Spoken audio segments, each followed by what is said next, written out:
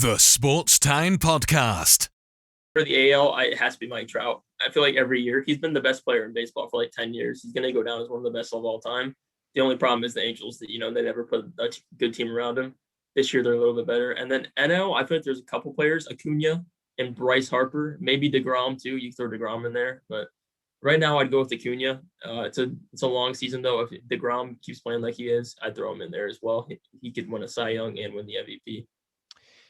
It always seems like Mike, like I said, as you mentioned, Mike Trout has been the best player in baseball, ever since he came to the league. And it's always fun to watch him. But the problem is, unless you live on the West Coast, or even if you live in the Midwest, it's hard to watch him because they're always late at night. And when the postseason comes around, he's been to one or two postseason appearances. So it's most of the time he won't be in there. I think that's why people don't necessarily know much about Mike Trout. I would love to see the Angels make a run if my Cardinals can't make it. But do you think the Angels have a chance this year?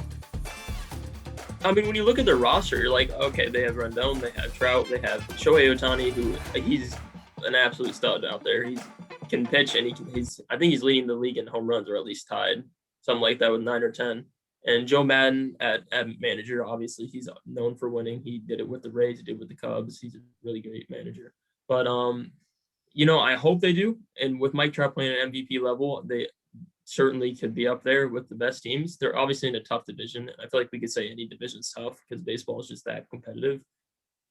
But I could see them making a run, and they would definitely be a team that I would root for outside of the Cubs. I feel like a lot of people could root for Mike Trout and want to see him succeed. Yeah, it's disappointing to see how the Angels haven't been able to put anything around him. And I think this year they kind of learned their lesson. And again, I think Joe Madden was a nice hire.